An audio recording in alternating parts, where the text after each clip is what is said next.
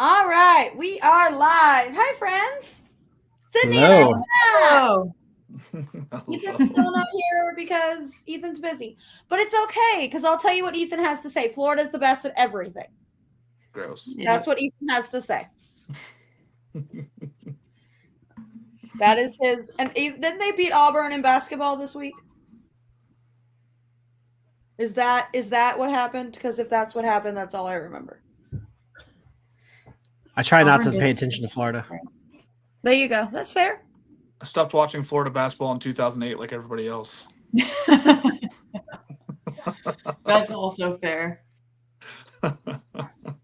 I only watch Florida anything when it has to do with A&M, so I don't know. Though I told our sweet friend Kate that they could be my SEC East team. But see, now that there's no divisions, I can't do that. Mm-hmm. Fair. Everyone's an enemy. We're all in just one big melting pot, and I can't do it anymore. Sorry. All right. Sid, softball, what you got? Well, it's a good weekend for all of the SEC pretty much. But Arkansas started 5-0. South Carolina started 5-0. LSU started 5-0.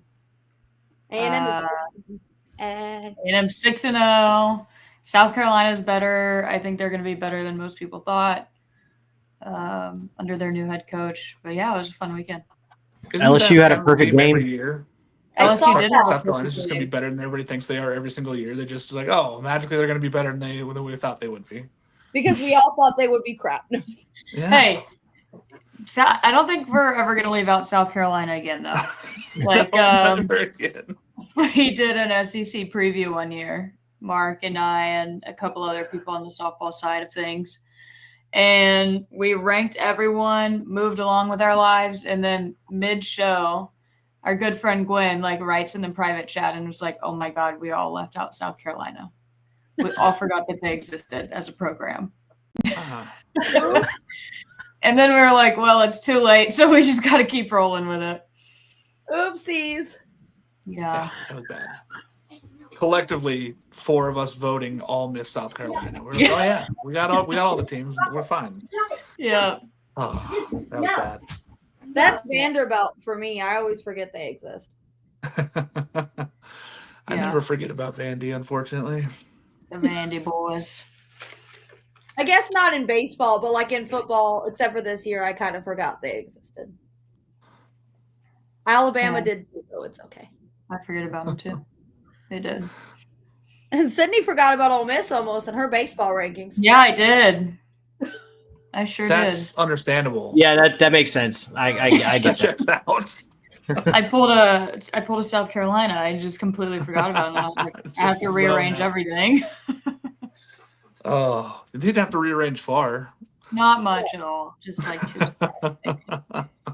I think I had him at 15 in my rankings, so I was like, that's not too far of switching back over. Just ahead of Mizzou. Oh, poor Mizzou. Listen, I love Kirk Jackson. I think he's going to do tremendous things down there. It's not his team yet. He's still building a team. He's still building a squad. They're not there. It's going to take some time to get folks down there and playing in Columbia again. But I think Kirk Jackson can do it. I just feel bad that they're already broken and the season hasn't started yet. Yeah. I've heard A&M's broken already though. Caden Sorrell's got a hammy issue. There's a bunch of injuries right now in the SEC baseball side. There's a bunch of dudes that are hurting right now. It's pretty telling right now to see what's going to happen here at the start of the season. I know even Max Ballou over at Texas, he might miss some time early in the beginning of the season here too as well. So there's some player of the year candidates that are not going to start right away. Yeah, Andrew Fisher at Tennessee is also going to miss some time. Cannon Peebles, catcher, Yep, he may miss some time as well. Yep. Yeah. I'll say all I've heard from A&M is Sorrell right now, and Shane Sadeo obviously, but he's out for the year, so that's Sadeo's not going to. Yeah, he's done for the season. And that makes me so sad. It really does. I love him. Out of the whole team, he's probably my favorite. Just because this year he posted, "I hope the bench has seat warmers," as his caption for his pictures. And I was like, Shane, no. No. Will And McIntyre Braden posted Montgomery today. responded and said, "Yeah, they do." What do you Montgomery, need was, sea no, warmers for? It's like freaking 80 degrees there. not this weekend. February in Olson is either beautiful or it is the Arctic tundra, and there is nowhere in between. That's fair. Yeah, it's that's how it is there. it's gonna be 3 degrees here, so Olson is also a wind tunnel. Somehow the way they built it, all the wind stays inside. And you're like, I don't like this. This is not fun. My sophomore year, we wore shorts, and then every year after that, I've been wearing sweatshirts and jackets and all the things. And I look back at those pictures, and I'm like, what happened? Fayetteville is not planned to be in the opening half of the season. I heard Just that really College Station was beautiful for softball opening weekend, though. It looked at so did San Marcos. Like the weather looked beautiful down there. San Marcos is another one of those that's an interesting place. Mm-hmm. But at least there's stuff to do there. There's an Yeah. I was outlet mall. talking to my mom There's an when we were watching opening weekend, and I was like, how do these girls from California go to Waco and College Station? Like, how do you sell someone from California Yeah. on Waco and College Station? There's I hate nothing. Waco. Well, Waco, they just watch is it Chip and Joanna Gaines? And yeah, they're like, flip oh yeah, this house or whatever. I'm definitely going to Waco. Yeah. Here's the thing. What I paid for my house here, I'd be living in a freaking 4,000 square foot house in Waco. True. My house would be 3 to 4 times as big if I lived in Waco. I just don't want to live in Waco, Texas. No one does. It's okay. I have friends No, that went to Zach. Baylor that have no interest in that. Hey, they have a Top Golf. All right, I'm just saying. I don't think College Station has one of those. We might. I don't know. At least we didn't when I was Alex, there. I have 10 of the top 100 golf courses in the country within 3 miles driving of where I live. So I'm not going to go play Top Golf. when Yeah, I but can you're literally not going right now. I did last weekend. Top golf is on Throw your butt off. It was 30 degrees. I had a heater in my golf cart. I sealed it all off, and we were warm inside. I brought my driver inside to heat it up, go hit the ball, and put it back inside. I'm not breaking my driver. I'm not breaking my QI10. He was like, I'm done. Not doing it. Yeah, shot an 82. So. See, in I couldn't frozen tell you what that temperatures. means. I'm not going to even act like I know what that means. That's fair. That's fair. What? Don't. Well, All right, let's go. Let's go through SEC teams. Sid, where do you want to start? Alphabetical? Yeah. Okay, Sure. let's So Arkansas. No, Alabama. Alabama. Oh yeah, comes Alabama first. exists. I just think of them as Alabama Bama. exists. So like Yeah. Listen, it's the Justin LeBron show, right? He's the shortstop. He's the stud. He's the dude that they have. That's where they're going to lean on to see if they're going to be anything this year. I have Alabama ranked 14 in my polls. I just don't see them getting out of that. Alex, I know you're pumped. Brady Neal. I mean, it's sad to see him go, but give him an opportunity to be this everyday catcher, right? Yeah, I'm curious to see how it goes for him. I mean, he really struggled against SEC pitching last year. He's really good behind the plate, but the bat, I mean, I think he hit sub 200. I think it was like 167 or something like that against SEC pitching last year. So, that's got to improve. I mean, bottom line, you can't hit below the Mendoza line and be an everyday catcher in the SEC. So he's got a ton of talent. I mean, he came to LSU as a, top 100 catcher in the country, or top 100 player in the country as a catcher. And it just never quite worked out for him, but I'm rooting for him. Well, that's nice of you. He's a good dude. I mean, I've talked to him a few times, and he's a good dude. But it just didn't quite work out for him at LSU. I'm not sure had A&M lost all of their players, what people thought was going to happen. I could have rooted for all of them. Listen, it's hard to see your guys go to other schools, right? When you're a fan of a school and you see him go, but guys like Brady Neal, you want to root for because he just never really got it going and what he could be. I mean, he's still a guy that if he gets it going this year, they could talk about him in the draft. I mean, he could be a guy that's in the top 5 rounds of the draft. That's the kind of steal he could be if he can ever get it going with the stick. I mean, the guy was, like Alex said, he's a top 100 player. I think he was 81 coming out of high school, and most rankings was top 80s. The guy could play catcher. He just hasn't been able to figure out how to catch up with elite fastballs and elite breaking balls, which if he puts it together, the sky's the limit for that kid. I'm excited for him to get the everyday opportunity at Alabama. Maybe a little less pressure. We'll see what happens there. I know A&M opens with Bama in SEC play because I'm going to that one in March. So that'll be fun. Is there anything else about Alabama before we move on to Sydney's favorite team? Negative. Do you guys think that Zane Adams is going to be good enough? I mean, I know he's going to be their stud. He's going to be their Friday night guy. But he's coming off of 60 innings last year with 5.38 ERA. Is that a good enough to be the Friday night guy in the SEC? It doesn't feel like it. Feels like there's a huge disparity between really good teams this year in the SEC and really bad teams, and there's like just this huge break off in the middle. There's not a lot of teams where you're like, oh, they're pretty average. It feels like this huge break off, especially on the pitching side. Yes. I don't think 5.3 is going to get you anywhere. No. So he's made a huge jump. They should be afraid. Yeah, but I mean, Rob Vaughn's a really good coach. Really good. So, I mean, he knows what he's doing. If he's putting Zane Adams out there, in the Friday role, I mean, I haven't seen any of, or I haven't really read anything from their scrimmages, preseason scrimmages. So, that'll be a big test for sure to see how they go, how he does on Friday nights. But yeah, I mean, pitching is definitely the big concern with Alabama. Like you said, Justin LeBron he's going to be the all everything show for Alabama this year. And, they're going to go as he goes. Yeah. And I don't think it's far, unfortunately. I don't have it going very far. He's tremendous. You can't carry a team through SEC play like he's going to have to try. All right, Sid, Arkansas.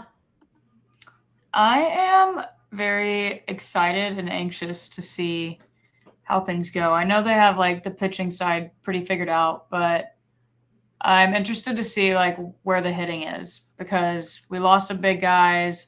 We have new big guys, which is kind of how it's been every year for the past couple of years. So you kind of just get used to that. And like, that's something that you'll figure out in the first couple weeks. You'll see who's kind of going to be that guy, but pitching, I mean, they have Gabe Geckel, they have Gage Wood, Landon Cheese is what they call him because nobody can say his last name properly. And then there's one more, Zach Root.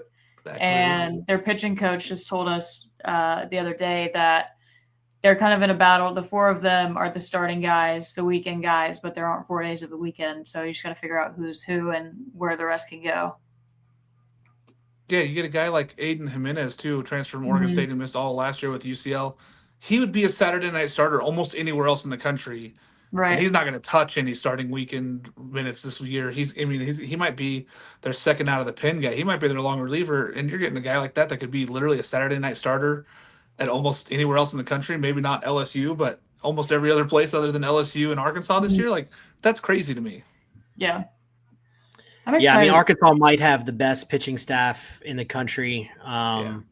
Certainly, they're the top 5.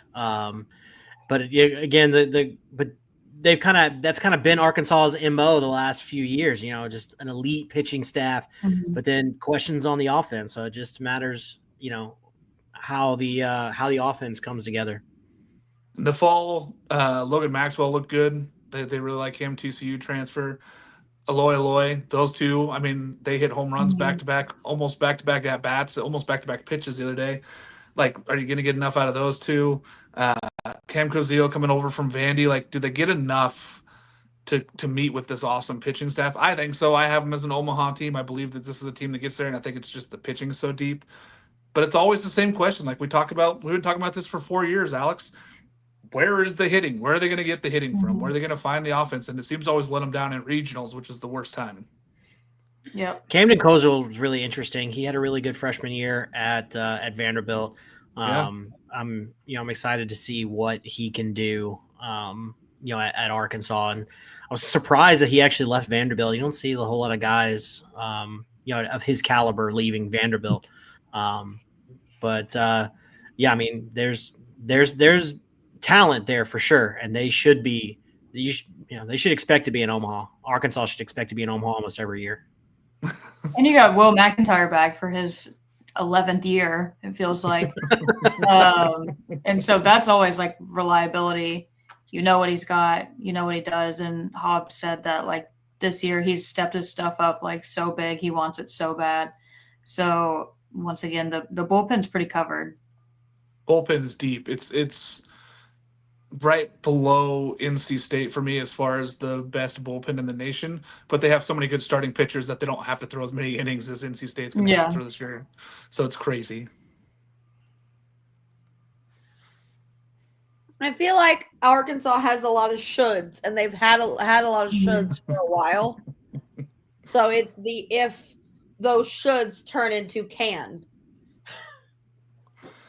Yeah, I hope that they get to.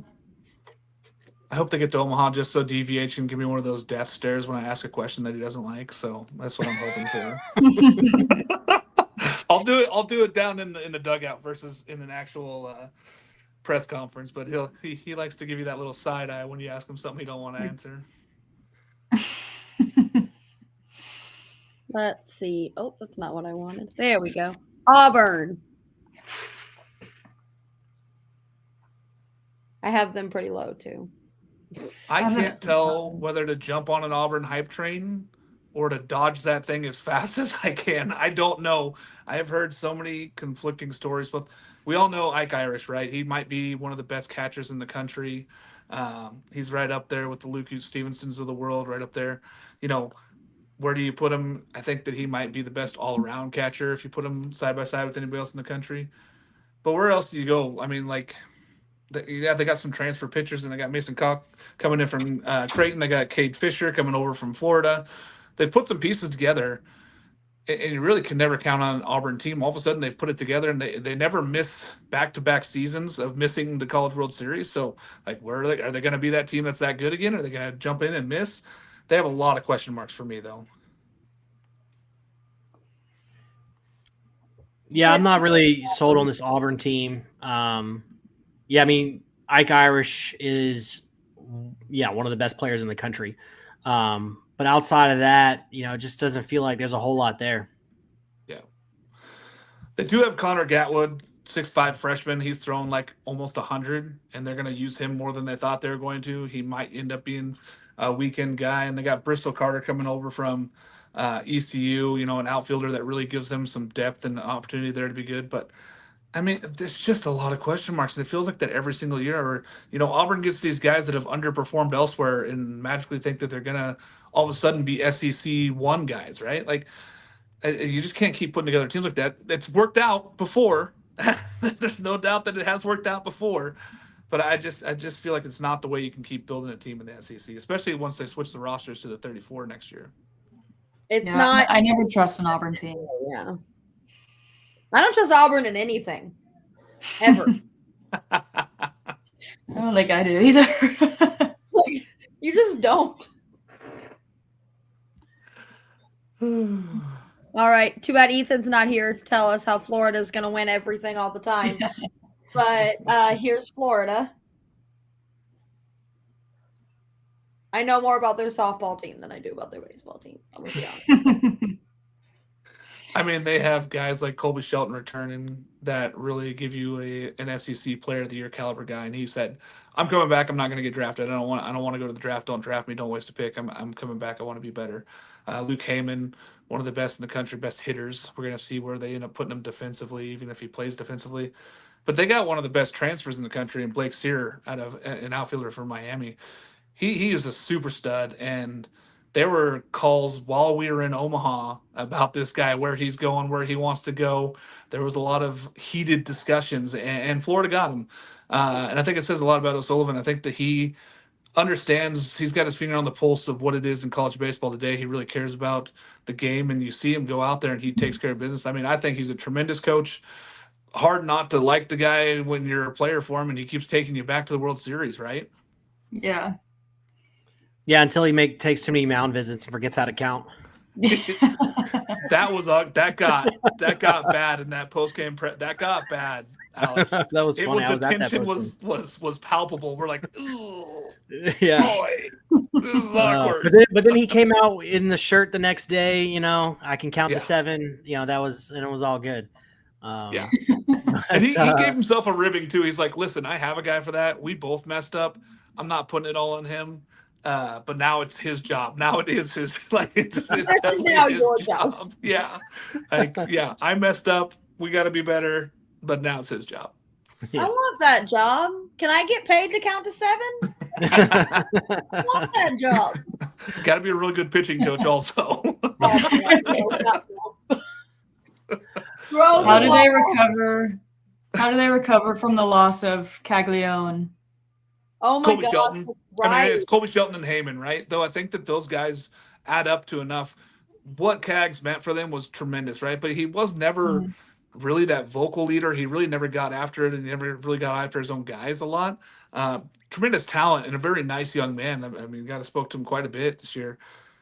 He's great, and I'm glad that he got drafted where he did. Everything's great for him. Huge dude. I think that Colby Shelton and Luke Heyman take steps forward and almost fill that role more, and especially on the leadership side. I'm more interested to see what they do pitching wise. I mean, that's the question mark for me. You know, I know that Josh Whitnauer, he's this big right-handed kid, freshman, huge kid, throwing like 100 miles an hour. Also, they got so many guys in the SEC throwing 100, which is insane. But I got questions about the pitching. You know, I think the offense is fine, Sid. I think that they can replace that. I think the pitching is the biggest question marks for me. Yeah, you know, does Liam Peterson take that next step after a rough freshman year? Yeah. I mean, he had an ERA over 6 last year. You know, he came in with a ton of hype, and it's hard being a freshman in the SEC and having the expectations that he had on him coming into the season. But you know, can he take that next step? Yeah, I felt like losing Cade Fisher to Auburn was a big loss for this team where he could have been pitching wise. But I know that he had some rough times, Alex. But being like that many innings you throw, I feel like it's tough. I know that they're like we're okay, we're better. Yeah, I still thought it was tough losing that, but we'll see. I mean, Kevin O'Sullivan, he never misses on pitches. He finds guys, and he has guys that always perform. So even when they're not performing during the regular season, they all of a sudden postseason comes around, they're freaking Friday night aces. You're like, oh, where was this all season? What happened? How did this happen? Did we just wake up and be like, oh, wait, the season started? My bad, y'all. I didn't know. My bad. Gotta win when it matters. It's true. You just got to get in. Then everybody's 0-0. That's why they play the games on paper. That's why they don't play them on paper. Got to show up and play. As a non-Florida fan, I'm very excited to not see Caglione anymore. Very. I remember watching the World Series last year and just being like, I don't want to see this guy anymore. I don't want to hear his name anymore. Well, we ended up, I was at that series in Arkansas last year, and we ended up having a weather delay, and so we had a doubleheader with them. And Cags pitched one game, and then he hit the other game, and I was just like, I think it was the game he pitched that we lost. We dropped one and won one, and the game he pitched, I was just like, oh my God. But the game he didn't, I mean, I'm pretty sure we crushed him pretty good. It happens. Tell you, I say Arkansas gives me heart palpitations every time we play them. So I feel you. It's okay. It happens. We'll get there though. Who I just looked at the list and then I lost it. Georgia. My guy, Wes Johnson. Love him. What are they going to do pitching wise, Sid? I got lots of hitters to talk about, but what are they? They have a bunch of dudes. They feel like South Carolina from a year ago, where they have all these guys that have these names, and you're like, all right, they all got experience. None of them are aces. They're not throwing out a Friday night guy there for Wes, and he's a tremendous pitching coach, right? I was about to say, you would think that with Wes at the helm, they'd be getting some good pitchers and developing well. But I don't know much about their pitching staff. It's a bunch of guys that you just wouldn't know. They're not SEC names. They're a bunch of guys that are going to eat up a lot of innings. They might have like 6 guys that throw 40 innings this year. They may not have a guy that throws 70 innings. Right. So it's a big question mark. But you got Trey Phelps there, Colby Branch, Slade Alford, transferring in Nolan McCarty from Kentucky. The hitters are there. This is another hitters team in a hitters ballpark. It's just whether they can collect the outs. And they're another team that's all over the board, right? Some people have them as low as 11. Some people have them all the way up to 3 in the SEC. Big question marks. I have them at 7 because I just think they're somewhere right in the middle. The pitching's scary for me. It's just, especially in this SEC this year where there's so many elite pitching staffs, and you got to go in there and you might not be able to compete hitting wise on some nights. It might be tougher some nights. I don't know. I think that they're good. I think they got some dudes, but we're gonna have to see when it comes to pitching for me. Sid, we both have them at 5. I just had to rank them up there. Wes's daughter and I played softball together and like went to school together most of our lives. So they're good family friends, but I want them to succeed. But I also want them to get better pitchers in order to do that. I think Georgia's one of those teams that like they're going to win, I think, a lot of close games. They're going to win a lot of games that are going to be like, 11-12 kind of games. Because I think Alton Davis is a really underrated pickup out of the transfer portal from Alabama. Yep. He has a ton of potential, especially as a closer. He did a really good job at that for Alabama his freshman year. Struggled a little bit last year. I think that Alabama tried to ask too much of him last year. But I think Wes can really put him in a position to succeed, and having that guy coming in when you've got all those big bats, if they can keep the game close going into the 8th and 9th inning, and then have Alton Davis coming out of the pen to shut the other team down. I think they've got a real shot each weekend with him. But yeah, it's just a matter of if they can keep it close early. Yeah, it's like playing Georgia last year. They put up 9 runs in the first inning, and I was like, well, shit. Yeah. And proceeded to put up 10 the bottom half, and I was like, oh. So that's the kind of day it's going to be. Yeah, I feel like every time I've watched a Georgia game over the last year or two, it's been a ridiculous amount of runs. Oh, yeah. Leighton Finley and Colton Smith have to be better. That's bottom line. If you want them to be a team that can have a chance at winning the SEC, it comes down to Leighton Finley and Colton Smith being better. You mean you can't give up 10 runs in a bottom half of an inning and expect to win? JT Quinn from Ole Miss is another interesting transfer they picked up. Yeah. Ton of talent. There was a lot of hype coming into the season for him last year, and it didn't materialize for him. But, maybe Wes Johnson can work some magic with him. I got big question marks on Quinn, but he has the arm talent, right? He just has not been able to throw enough strikes, and then he gets in these hitters counts and he gets rocked because when you're always behind in the SEC, you're not being able to do that if you want to go play some other conference. You want to go play Southland ball, you might be able to get away with being able to throw 2-0 heaters down the middle. You ain't getting away with that in the SEC. Yeah. Kentucky. Well, I got lots to say. Go for it. Listen, it was hard for me as an Oregon State guy to see them go and play in Kentucky, and Big Blue took it to them, and the fan base was crazy.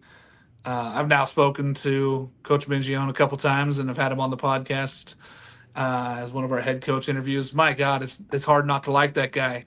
He really cares about his players. He cares about the game. They got 29 new players on this roster that they're bringing in. 29 new dudes that they're going to try to rebuild with.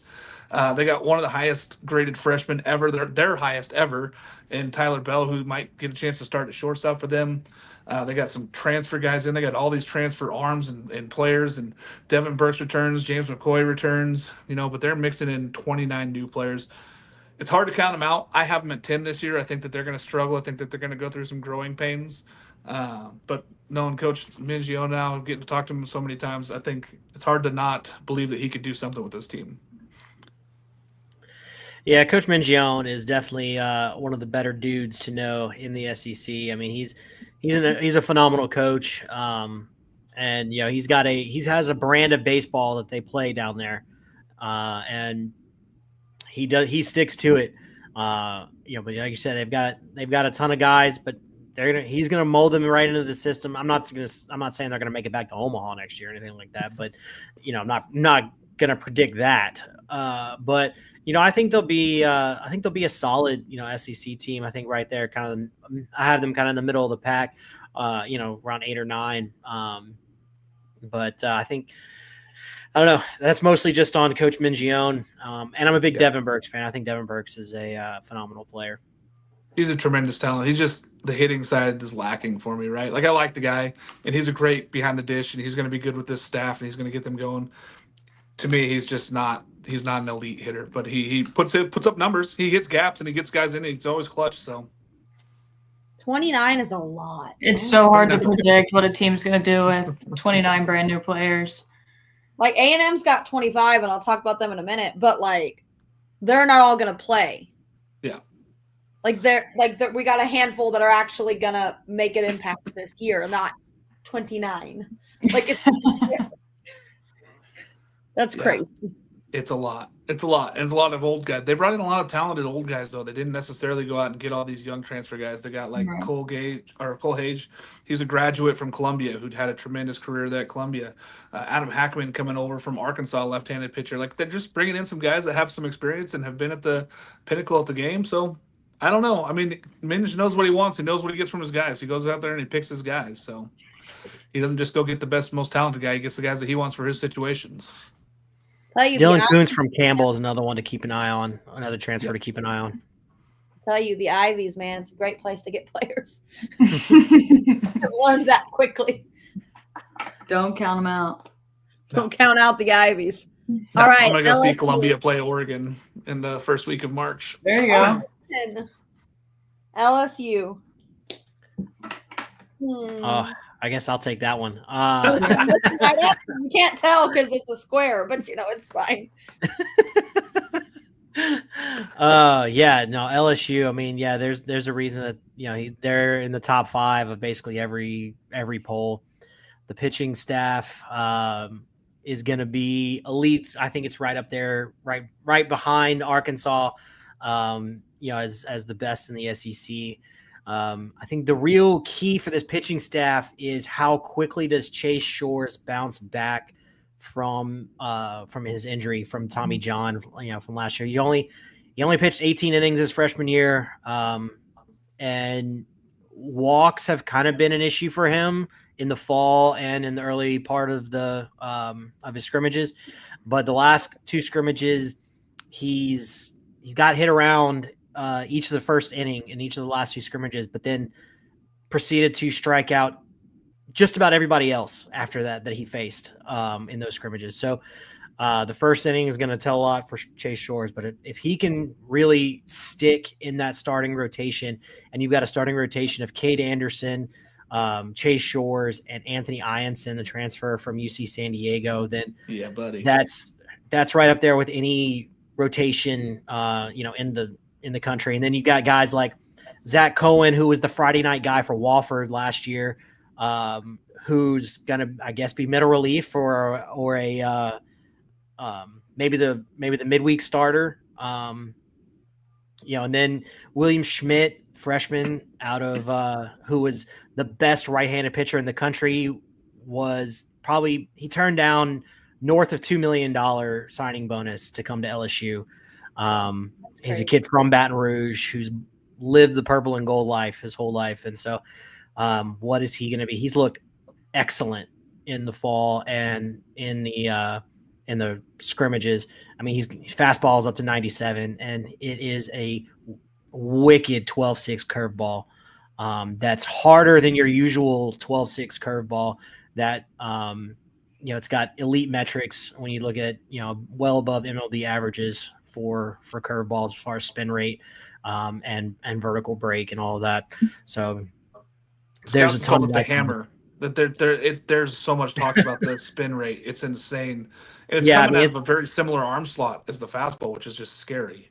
Yeah, I mean, they tunnel really well together, and you're talking a spin rate averaging over 3,000 RPM, and it's nuts. And then you look at Jared Jones coming back, right? He's going to be sitting there on first base. He clubbed 28 homers last year. He could. I love him. I mean, he's just a large human being. I mean, he's Jared Jones, right? Yeah. He's hitting But- 40 this year, Alex. I put it out on the pod already. I said he's hitting 40. Well, that would break the LSU single season record if he does, or tie. If he hits 40, that would tie the single season record. Is that Furnace? No, Brandon Larson, 1997. Larson. Yep. Shortstop in 2017. He was on the team with Eddie Furnace. Eddie Furnace has the career home run record. But Career record is Eddie Furnace. Yeah. He's a ways off from Eddie Furnace's career record. He would need to come back for his senior year if he wants to break Eddie Furnace's It's not record. bad that I'm putting these together, and I'm on the West Coast, man. I'm putting some of these numbers together from the West Coast. Yeah, I was impressed. I'm impressed you knew Dr. Eddie Furnace.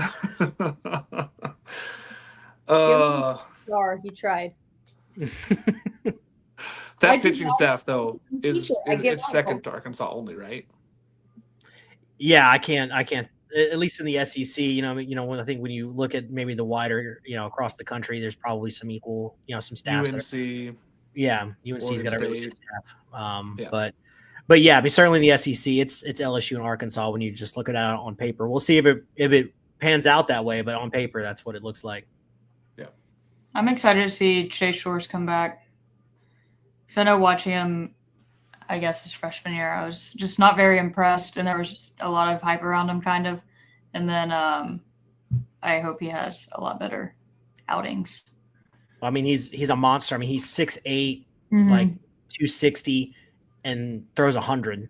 Yeah.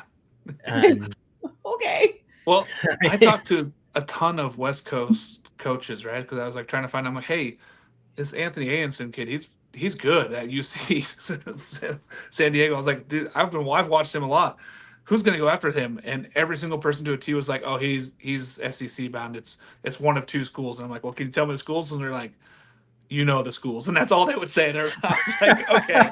I was like, that's crazy because he had no chance of staying on the West Coast. He was gone. And pretty much as soon as the portal opened, I heard where he was going. I was like, yep, that checks out. That's going to work out just fine. He's a tremendous talent. And the fact that he's the Sunday guy is crazy. Yeah, I think he would really be the Saturday guy, but he got sick this weekend and missed his start for the scrimmage. So I think they're going to hold him to Sunday. That's not confirmed or anything, but I think that's just kind of my prediction. For a while, I was actually predicting Shores would not be in the weekend rotation opening weekend just because the way he struggled. I thought Cohen would come in and kind of be, but it's looking more like with Chase Shores starting the Saturday scrimmage. So it looks like he's probably going to be the Saturday guy this weekend. Yeah, I had Ayenson as number as Friday for a while. You haven't talked about Daniel Dickinson, who's getting all the hype. Danny Dickinson has really struggled in the scrimmages. He hasn't. He's hit a few home runs, but the bat hasn't been consistent. So we'll see how it goes for him. He's initially when he first transferred there, I thought he was going to be 1 or 2 in the lineup, but I think he's probably going to be 5 or 6, in the 5 or 6 hole in the lineup. Which I mean, still, it's not. It's nothing to sneeze at. And if you got a guy like that who hit 364 with 18 bombs hitting in your 5 or 6 hole, that's not bad. That'll play. But I think the guys that have really impressed with the bat so far in the scrimmages have been Derek Curriell, the freshman, and Jake Brown, who is coming back he was a sophomore.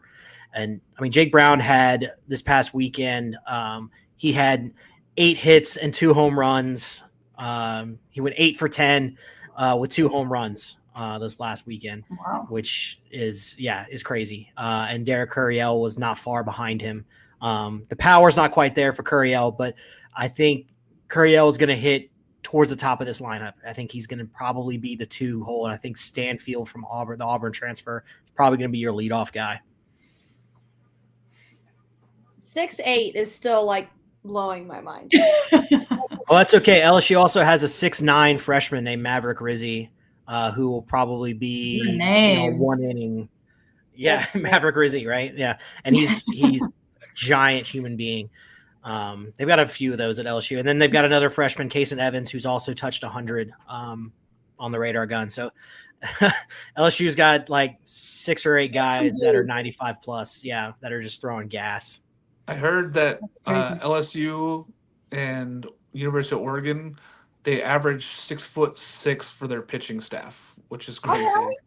Yeah, because like the bullpen guys, it's crazy that they both have this insane height. I remember my sophomore year, one of my first SEC baseball games I ever went to. Kentucky rolled out a 6'7" pitcher. Couldn't tell you his name, don't remember. But I was like, honey, the basketball team's in Indianapolis.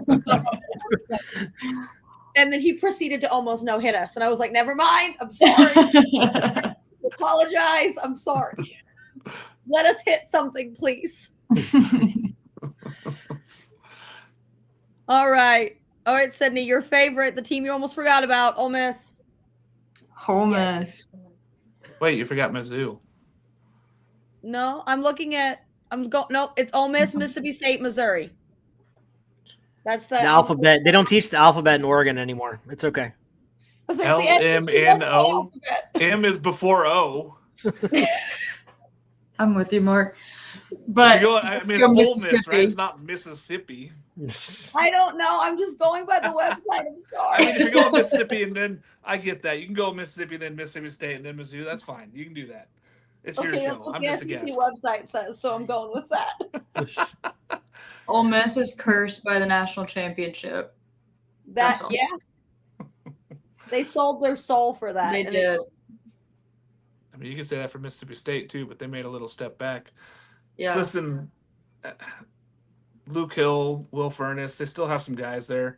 Hunter Elliott, is he going to be all right? Like, they have some guys. It's just going to be interesting to see if Bianco can put this team together and get them to compete.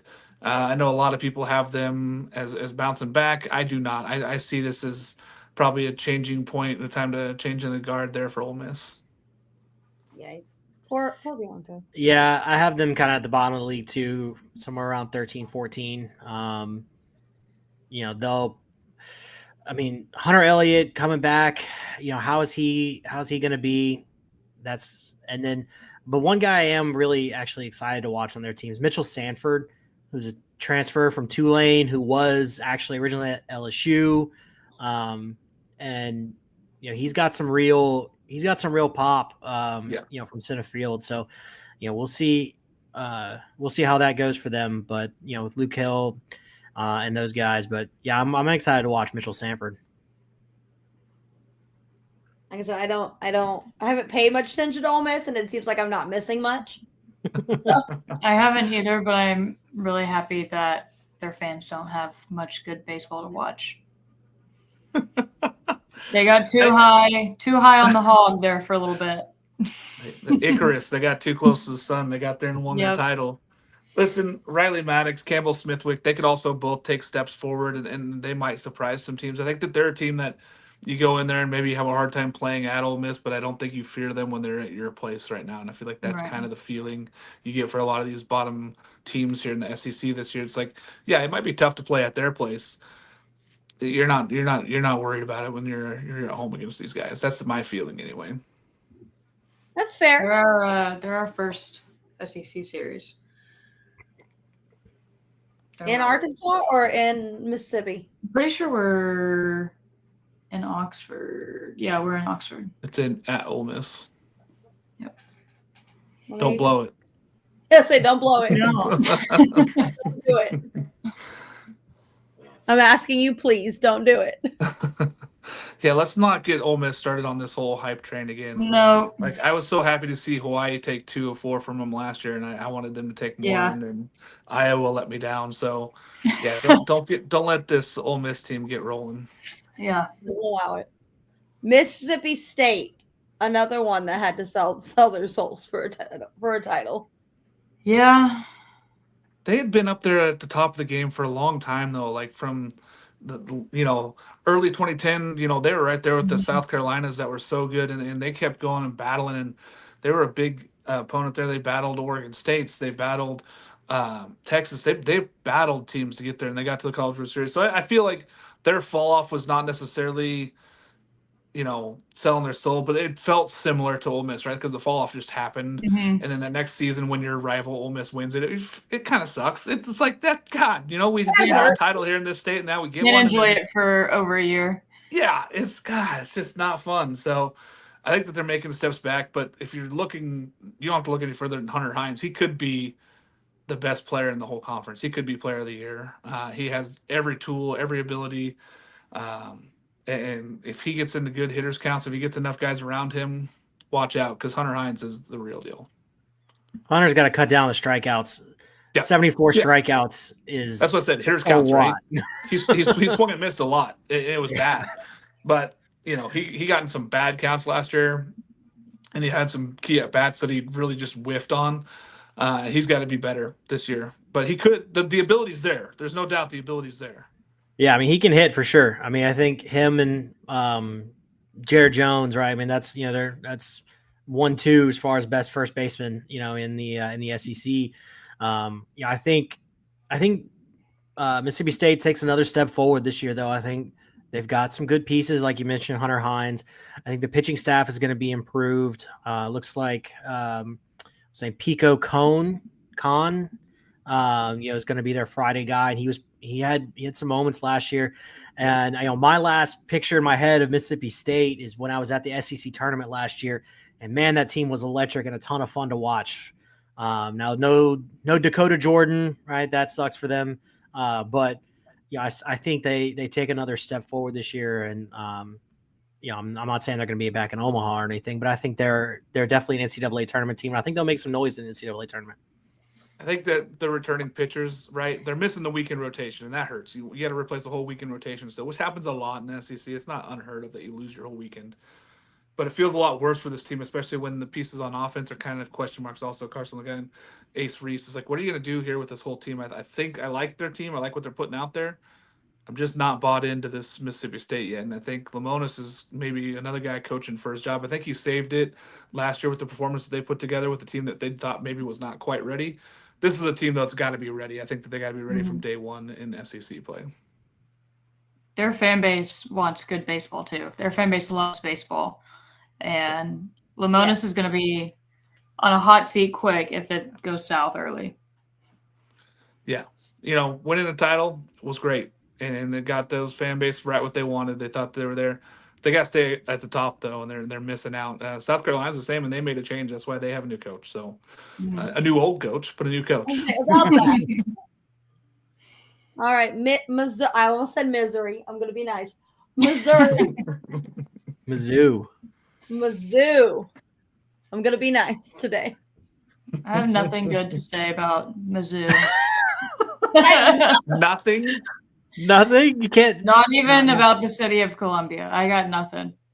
You don't love Jackson Lovich. You don't love Danny Corona, Brock Daniels.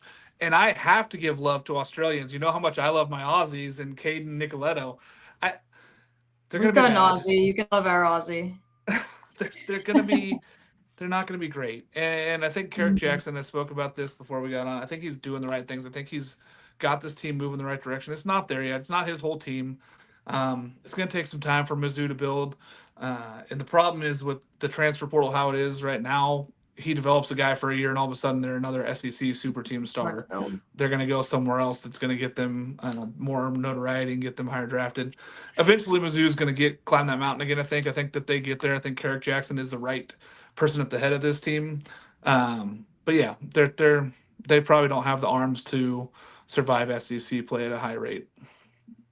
That's always sucks to be that team. They're like, I made that, and then it left me and went somewhere else and got even better. Like that hurts.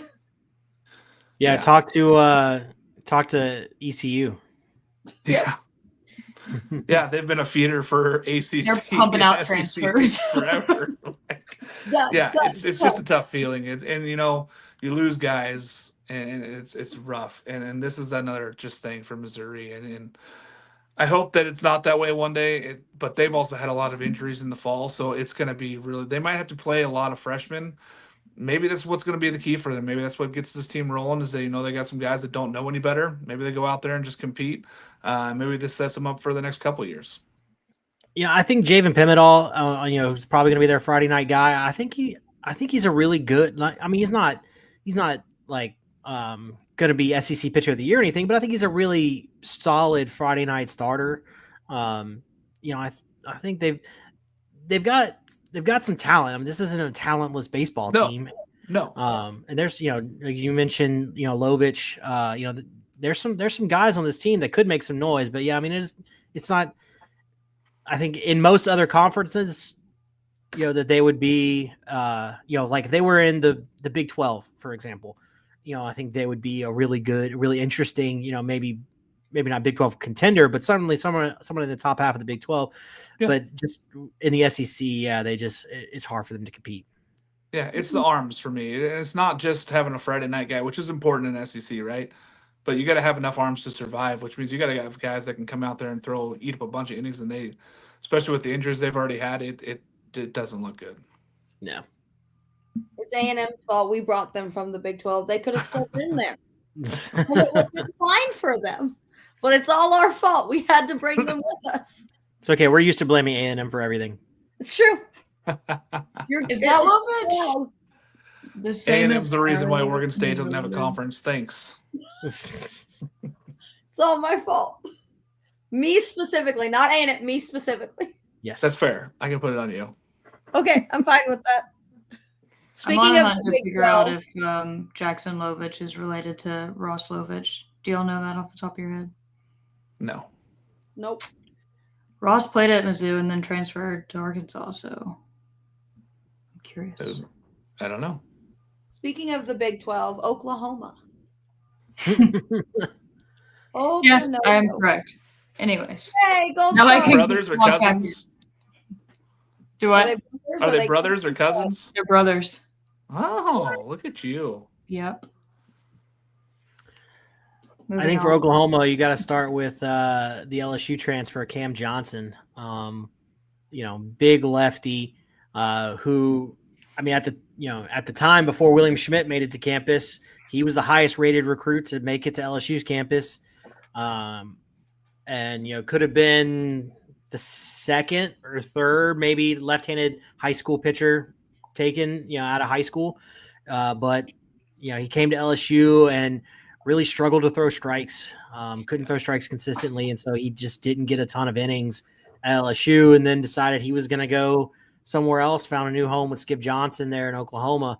And Skip has had some pretty remarkable things to say about Cam Johnson. So, Skip's not toning down any sort of hype on Cam. He is leading the hype train on Cam Johnson. So we'll see how it goes for him. Skip's got a better track record than Mario Andretti when it comes to pitchers, my man. Like that guy, he is set, right? So if you want to be if you're struggling pitching wise, go to Skip. Skip's got you. And then you're going to throw in the two twins there on the weekend rotation also. So you're going to throw in Kyson and Malachi Witherspoon. They're both throwing 95 to 100, and you're going to throw Cam Johnson out there. They might be a tough out. They might be tough. Oklahoma could be a lot tougher than people think this year. I have them as better than Georgia. I think that they're going to be better than Georgia this year, where people think Georgia's going to be. I think that's Oklahoma. I think Oklahoma is what Georgia was last year, where they take this huge step forward, and it's guys doing the right things. And I think for them, it's the weekend rotation. And Easton Carmichael, Jackson Willits, Scott Mulder, they have some players that you're going to be very impressed with, but they're going to play a small ball, fast kind of baseball. They're going to steal a lot of bases. They're going to put a lot of pressure on people, just the way Skip likes to play. All right, let's see. Oh, there we go. South Carolina. I'm excited for South Carolina. They're ranked pretty low by everyone, but I am excited to see what they do under this new era of old baseball. Really all they have is Petrie, so I don't know who else to expect to see from them. Well, Alex knows all about Paul. I mean, The guy wins. There's no doubt. He's been a Team USA coach. He's been at LSU. He's won everywhere he's been. He's had good teams. It would be surprising to me that this team would fail a lot more than what people are expecting. I think that this is a good team. Ethan Petrie, again, he's another Player of the Year candidate kind of guy. He has that kind of ability. He's going to get moved around a little bit in the field. He might play a little first. He might play a little left, a little bit of right. It's just kind of depending on right now. They have some injuries in the infield, so he might have to play first at the start of the season just to kind of get them going. But you got guys like Eli Jersenbeck, Dylan Eskew, Roman Kimball.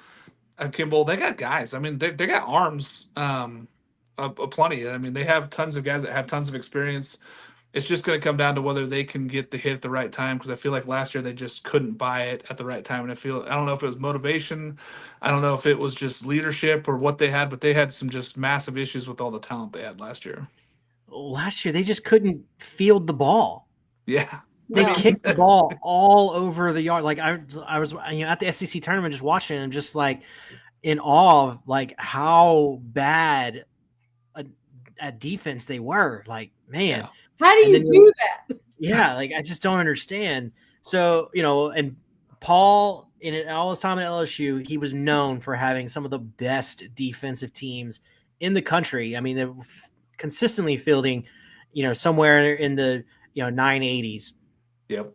So, I think that will certainly help them. They've got some big bats. You mentioned Ethan Petrie, but I think they've got some other guys too. You look at like a Talmadge LeCroy. I think he can take a big, another step. Kennedy Jones is another that can. Kennedy Jones is good. Yeah, Kennedy Jones. I like him in the outfield. But I think the pitching is going to be kind of a question mark. SQ had an ERA, I think, of over somewhere like 4.5, something like that last year. So it's just is that going to be enough? Are they going to get enough from? I mean, Kimball struggled last year, coming off injury. Maybe he can be better. And I just don't know how Paul is going to adjust to this era of it's basically. I mean, he hasn't when Paul left in 2021, and when he left LSU.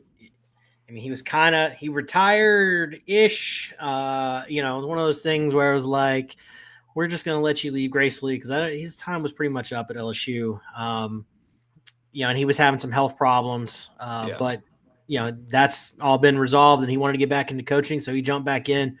But the game's changed since I know 2021 wasn't that long ago, but the game has changed.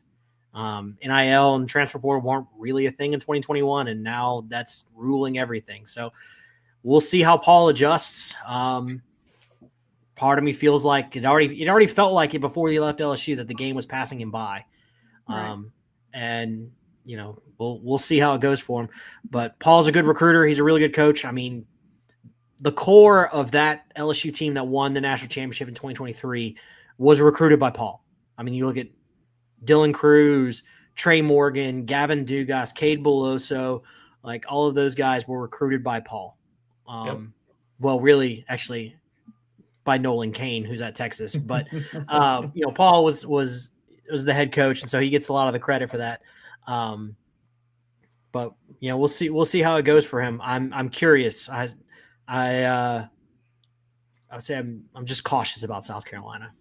Cautiously optimistic. Yeah. I don't know that I would say optimistic. I'm short of optimism, but cautious. I think Eli Jerzenbeck being healthy is going to be a huge step for them, especially if he can throw on the weekend and give them opportunities. But yeah, I'm optimistic. Paul's a good dude. I've met him several times. He threw BP to my daughter. So one time we went. He's friends with my uncle, and so my uncle got us the tour, and my daughter was like 3 years old, and he was, tossing some balls to her in the batting cages at LSU. So that was that's fun. Paul's got a special place in my heart, but I just don't know that he's still got it. Now the team that broke my heart, I'm not bitter at all. Tennessee. I thought we were going to say Texas. No, that I'm not even. No, I have opinions, but we'll get there. Oh man, I'm interested to see Tennessee. I don't know. I'm not high on the Vols.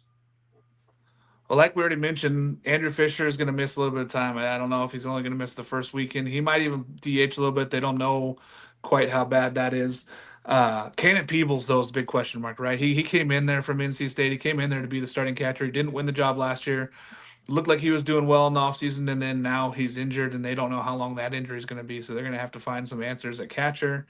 But, Dean Curley returns. Gavin Killen coming over from Louisville.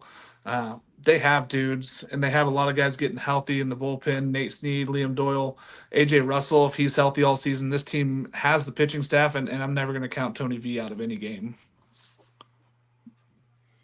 They made Evan Aschenbeck not do well, and I'm still mad.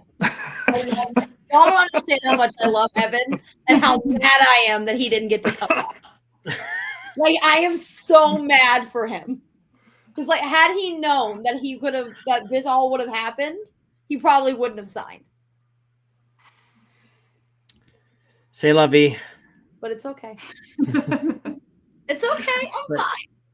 I just think that, like, Tony V is an excellent coach, no doubt. Yes. Tony V is an excellent recruiter.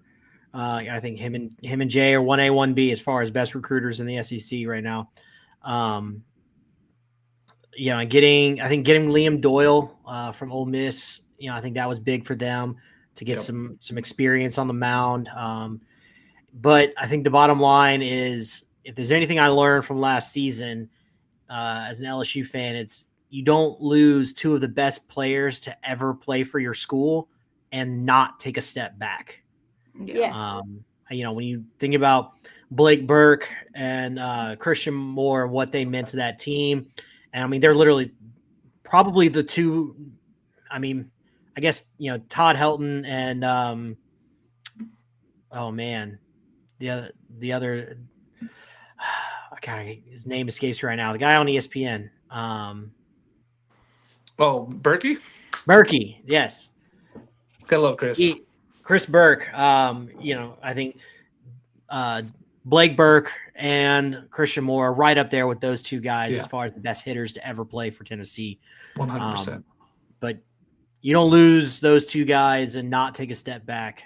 The pitching staff is going to be really good. I mean, it always is. But I think D1 has him number 4 in the country. I don't remember where he's at on our College Baseball Central poll. But I know they're certainly in the top 10. I think they're in the top 5. But I think that feels high. They feel like a team that's maybe not going to be in the top 10 by the season's end. You haven't had a team in 8 years that won the World Series return to the College World Series the next year. That's how hard it is to get there. That's how hard it is to play this game and get at that level. Am I saying Tennessee fans pack it in, it's over for the season? That's not what I'm saying. I'm just saying it's really hard to return. So be happy with what you got last year. Be happy you got a good team this year. Hunter Inslee's awesome, also returning to center field. It's not last year's Tennessee team, and there's going to be some bumps in the road. So get used to it, because there's going to be some bumps and trials and tribulations on the way to this season. And if you don't make it to Omaha, don't be surprised. But I'm not going to count Tony V out of any chances of getting to Omaha. All right. And enjoy the construction, Tennessee fans. Yeah. Now we can talk about Texas, and all I will say is I'm not upset that Schloss left us for Texas. I'm not. No, I'm serious. I'm not upset. I'm upset about the way it happened. But this is what every jilted fan base says, right? I'm not mad that he left. I'm mad with how he left. If that is his dream job, more power to him. Like, awesome. Great for you. I'm so glad you got your dream job. The person I felt worst for was David Pierce. He didn't deserve any of what he got from that whole scenario of being just, toiled around forever for Texas. Mm-hmm. And he got them to several College World Series. And he, it's tough when you have to take that job over for one of the best coaches ever in the history of the game. And then you're going to say, oh, well, now you're the guy. And he always wanted to be a head coach. I'm happy that Pierce found a spot. I think he's helping out at Texas State this year as an assistant. He didn't deserve it. I like David Pierce. I thought he was a good guy. And maybe that's just because he recruited me when I was in high school, and I always thought he was just a nice guy. But I felt bad for him being one of the people that was left out of that situation and just really not thought about. So, yeah. Yeah, I mean, there was talk all season, about Schloss going to Texas. I didn't think it would actually happen. I thought A&M would find a way to keep Schloss around, but I mean, at the end of the day, Chris Delcani is one of Schloss's best friends, like legitimately outside there, they're best friends. So, it makes sense. As far as what Texas is going to look like on the field this year, it's gonna be kind of a mixed bag. I mean, the offense should be really good. I mean, I know Max Bellieu is going to miss some time, but I think Jalen Flores might be the best shortstop in the SEC. One of the best in the country. Justin LeBron. I think it's between the two of them. I think they're Dean Curley in that same conversation at Tennessee. Yeah. But yeah, I mean, Jalen Flores is awesome. Yep.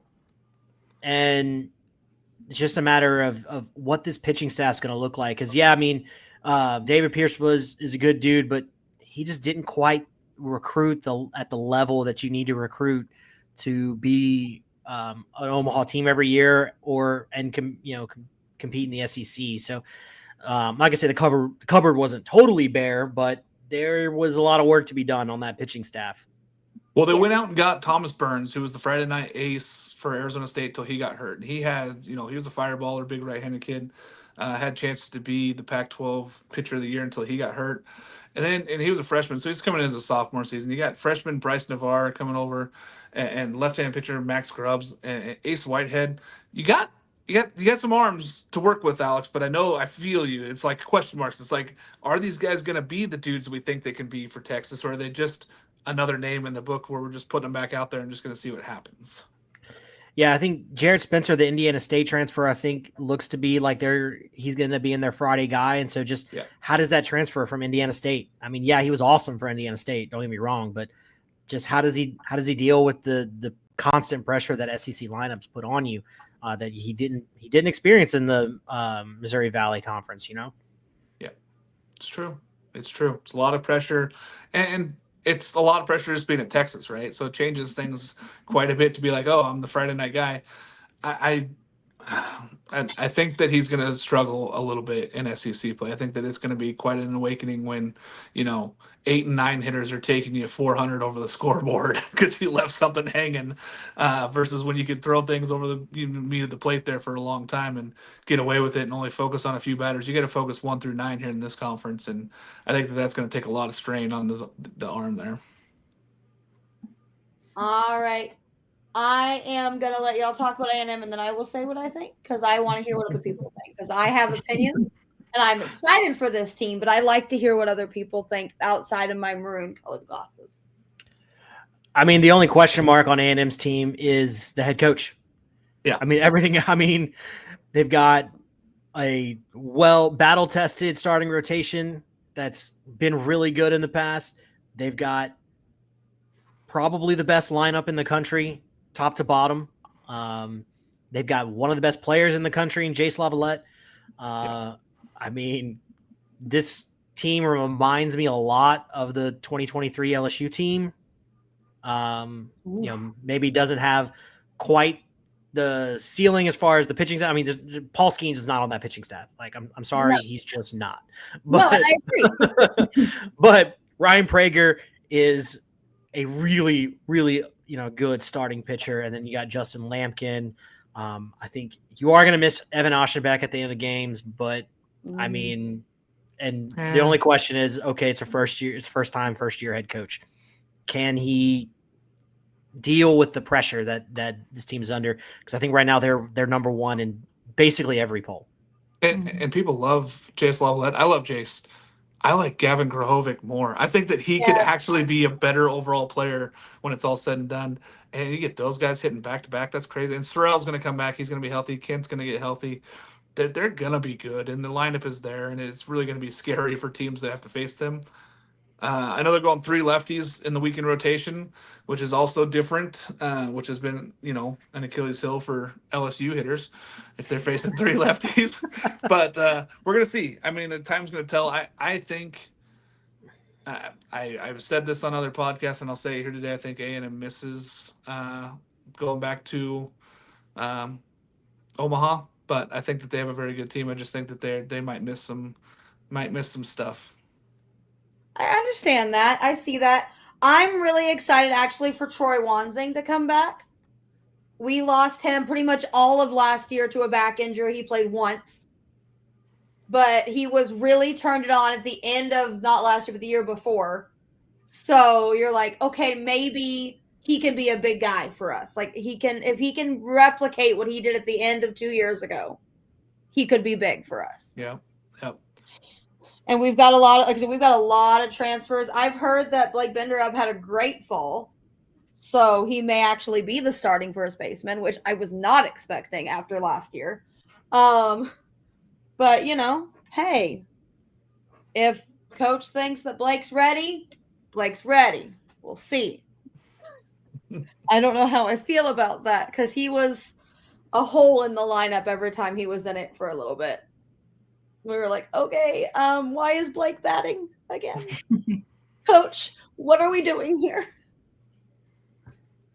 It was like, and you have Hayden Schott, who's been there for like 11 million years, on baseball because he'll tell you how old he is. It's great. He's my age. About him. He's like, yeah, I'm old. I'm not going anywhere. I don't know how I'm still here. He's that old. Hey, I'm not 40 yet. It's not July yet. him and Jace's banter on social media cracks me up, especially because like I'm on a bunch of A&M athletics like Facebook pages, and there's a bunch of old ags that don't understand that it's a joke, and they're like, Jace and Hayden hate each other. And I'm like, no, honey, no. They definitely had a blast in Omaha. It was good to see those guys, and that team was one of the loosest teams in the locker room and out on the field. They really seemed to enjoy themselves in pregame, and I think that it'll carry over. We're gonna have to see though. Like we said, it's still a new head coach. First-time head coaches in the SEC don't necessarily succeed right away. It's not, granted he was an assistant, but when it's your job and you're the guy making the calls, screws get put on you a little bit in this conference. And I feel like it's also a big thing for him because all the players wanted him. Mm-hmm. Yeah. So now that's even more pressure to be like, my players wanted me here. Now I have to deliver for them. Yep. Yeah, I was going to say I really like the loyalty just from most of those guys. And yes, it's hard to, succeed with a new head coach, first-year head coach, but they're not all like brand new guys. Those guys have been in the program for a while. They know this program. Yeah. Yeah. And I still am shocked that Ryan Prager came back. Like, I am still shocked. Well, you piss off some A&M boosters and they open up their wallets and Ryan Prager comes home. It's fine, guys. Also, no MLB team's looking for a middle reliever that's going to be out of the league in 4 years. What? Wow. What? He still turned down third-round money. Just kidding. I love you, Prager, but I'm not kidding. I'm just kidding. That's why he didn't go.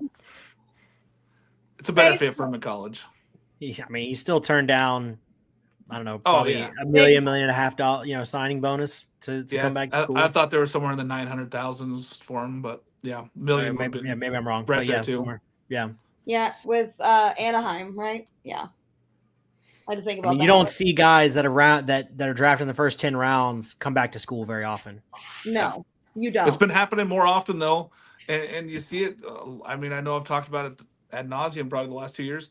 If you're in the SEC, you're getting better treatment than you are in AA baseball. You're getting better coaching. You're getting better taken care of. You're getting better food. You're getting better fan experience than you are riding the bus in AA baseball. It'll be interesting to see how revenue share impacts that. Mm-hmm. Because a lot of these teams, right, they're flying private and all this stuff, right, to games and whatever. But, when revenue share comes next summer and athletic departments got to start tightening the belt, how much of those extra amenities that they get go away. Yeah. But schools like Arizona State just doubled down and said, we're going to give all 34 scholarships. We're going to pay the maximum. We want to be good again. So there might be certainly, schools that and there will be schools that do that, but you got to tighten the purse somewhere. So maybe you're instead of flying to, instead of LSU flying to Ole Miss, to Oxford, maybe they take a bus, stuff like that. A&M I just still think it's better. A&M can cut strings at football. We're not good at it anyway. We're not. Just get rid of your yell leaders or whatever. Football, so. Get rid of that. Right, so I need that statement clipped and I need it posted on X. You can. I will. You can totally clip it and post it. I will not be. And this time next year, I will. A&M is still not a fight. football school. Just in, they are a baseball only school. They are Mississippi State. We are baseball and softball and women's tennis. Because we just won a natty in women's tennis. So there you go. Hell yeah. Well, you can hang out with Texas, and they're bragging about women's volleyball and swimming national championships. They all count. They all count. It counts the same, okay? They don't count the same. That's not true. They don't count the same. The money generated from a football championship is insane. Ask Ohio State, and now they're going to have all this money for baseball, and it's awesome. Plus, they got Justin Herbert. Fine. We're not talking about Ohio State. We're not talking about Big Ten. We're talking about SEC. No, we don't talk about mid-majors on this podcast. Last team, Vanderbilt. Vandy boys. There is this crazy spectrum of people that either love Vandy this year and think that they have the best starting rotation outside of LSU and Arkansas. And then there's people like me that say, what are you talking about? Where are they going to get runs? They haven't gotten runs since Spencer Jones left. That was the last time that they were a scary offensive team when they went up and lost in Corvallis, and they should have won that regional. They were the best team there. I'll stand on that hill all day. I don't know what people are talking about. RJ Austin he's great. He's not going to produce a ton of offense for you. Chris Maldonado, not going to produce a ton of offense for you. Riley Nelson, not going to produce a ton of offense for you. They got Brody Johnson. Yeah, he's going to be freshman of the year maybe, but that's because it's an opportunity award. And I just really don't see the offense. I don't see it. I mean, maybe J.D. Thompson and Ethan McKelvin do enough pitching-wise, but I don't see it.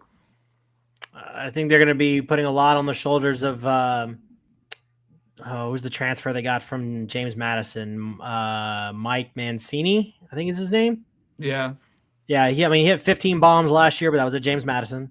Does that translate? Damn you guy. Yeah. But I mean, that's the most returning homers that you got on the team. I mean, James Madison is my favorite founding father, at least. Not sure how that's relevant, but all right. What's your story with Mr. Madison? I'm really concerned, Alex. I don't think they have enough offense, and they keep saying it's a resurgence of Vandy ball. Well, what does that even mean in today's game? Like, are they going to try to do what Oklahoma does and try to beat you with speed and defense, or are they going to try to beat you up with pitching? I don't think it adds up to an SEC championship, let alone a high bid. I don't think they host. And that's what matters, right? At the end of the day.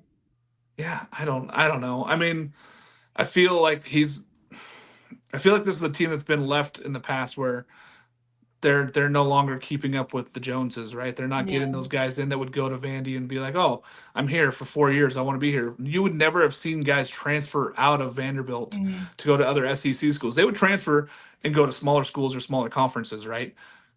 Guys are leaving Vandy because they don't like the way that it's going, and it's an interesting to see what happens here this year.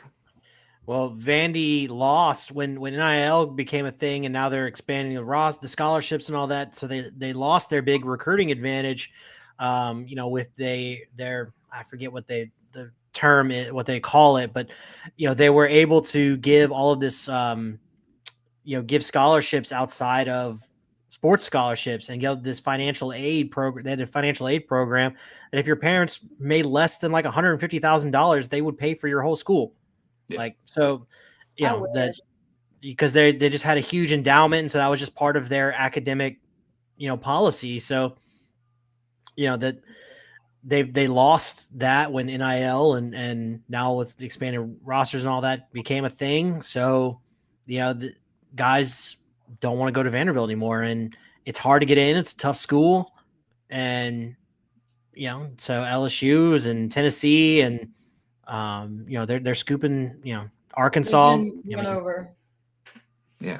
You write your name on the paper correctly, you get in at A&M, so. No, okay. This is the joke that I will, not a joke, but it's this little story I will tell every time someone says that. I got a letter my senior year from Texas Tech.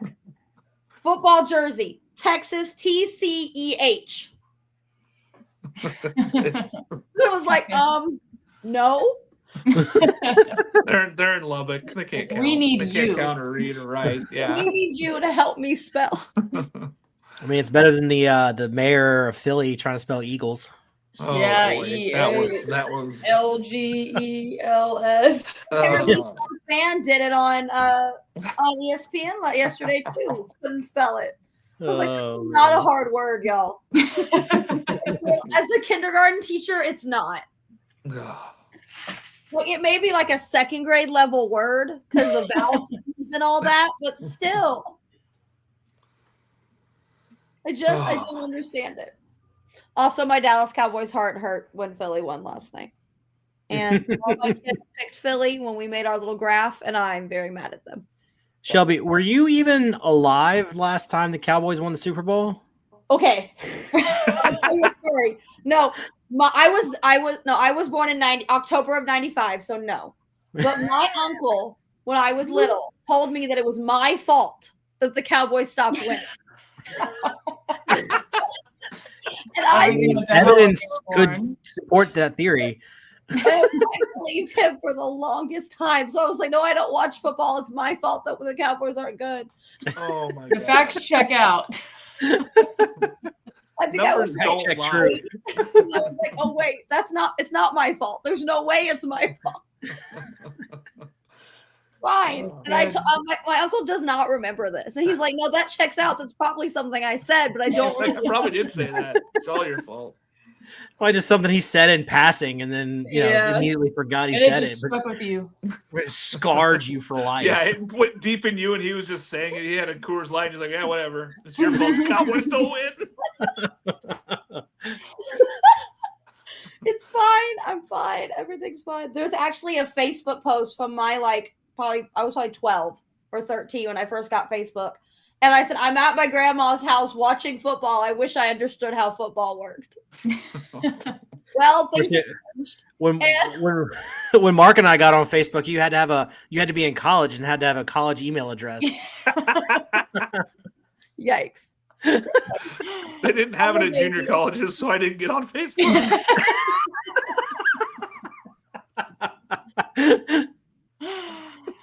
Oh man. Not for the JUCO lifestyle. Yeah, I lived that JUCO life. Show up, get credits for not even going to school, and play baseball. Hey, whatever works. Hey, I mean, let's be honest. I could have gone to big schools, but I had just had really bad knee surgery, so I decided to stay close to home instead of playing football. So instead of going to a smart school, I was like, oh, I'll just go to a JC. This is way better. I was wrong, but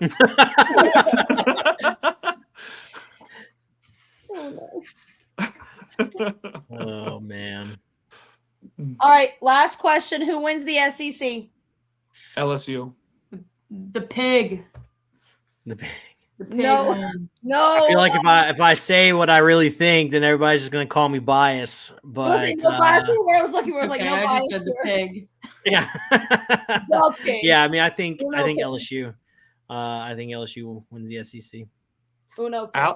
Alex knows this. The last time I took LSU and picked them number 1 on my preseason poll, they won a national championship.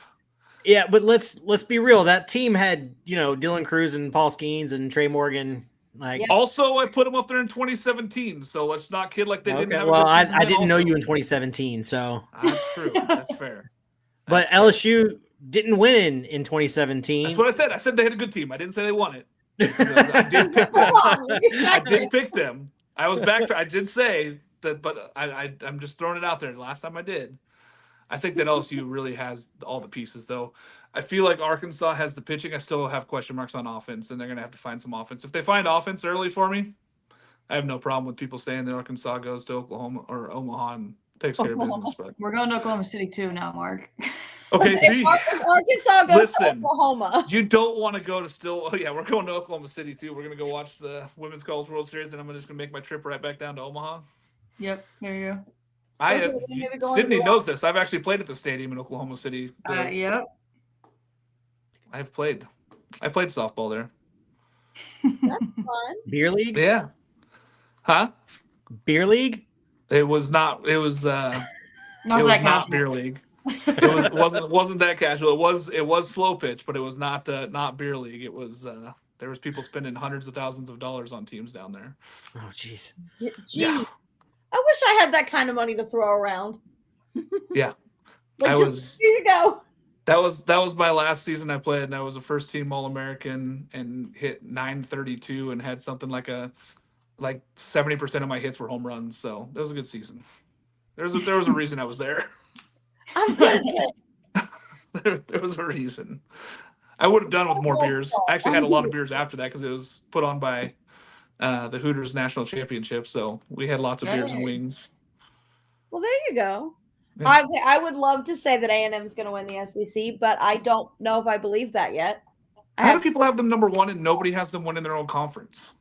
Okay, I want to have them winning their question. I want it so badly.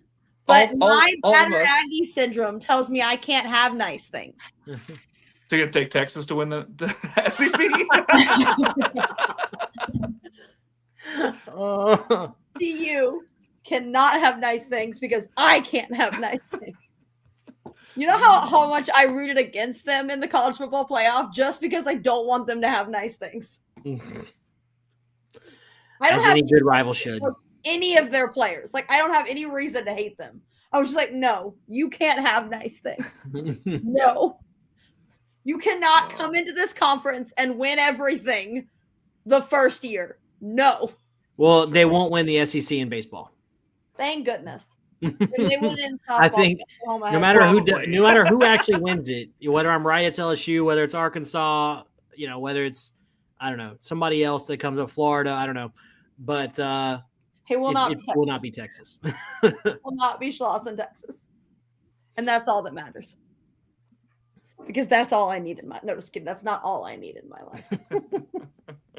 But hey, if A&M the last time my senior year, A&M made Omaha and Oklahoma City, I'd like that again. That would be fun. And I didn't get. Would you trade that, or would you rather both of them make it to their respective World Series, or only the men, but they win the national championship? Oh, I'd take the Natty easily. Yeah. Oh, no questions asked. And then they could be ass for the next 4 years, and I wouldn't care. Yeah, you I would walk around with my Yeah, you A&M Natty shirt and be like, "Look what we did! I was alive for this one." Like, Yep. And then at the end of that 4 years, if they don't make the tournament again, then you fire, you got a new coach. like it's all good, guys. We won a Natty. I was alive for this one. It's all good. It's be just like the conversation that's around Mike Bianco right now. Yes. I have 3 national championships in my lifetime so far, so I'm happy. Yeah. I have 0. I have. Unless track Are we just counts. talking baseball, or are we gonna include other sports? We're just talking baseball. Okay, 7. Okay, 7. Rude. Still not the most. So nonchalant. Okay, 7. Still not the most. Yeah, but like, does USC even count as a baseball team anymore? Like, I mean, really? I think they do this year. They're coming back. I mean, last year was like their first time back. I like what they're bringing back. Stankiewicz has a lot of love for him from all over the country, but until they don't even have a home field this year again, Alex. They don't even have Rodado Field where they won 12 national championships.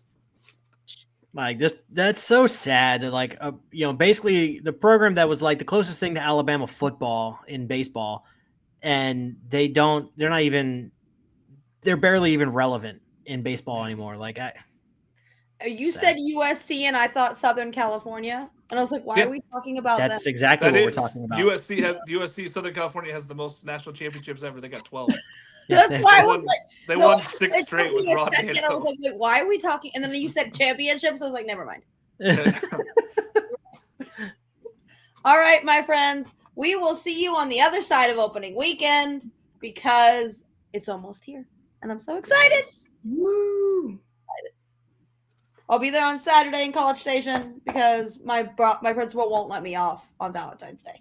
So, because we were having a class party and she looked at me and said no. You can't miss Valentine's Day in elementary school. I was like, I tried. Hey, she's letting me off with the A&M Texas weekend, so it's okay. That works out. All right. Thanks and gig 'em, my friends. Who pig? Go Tigers. Go Tigers.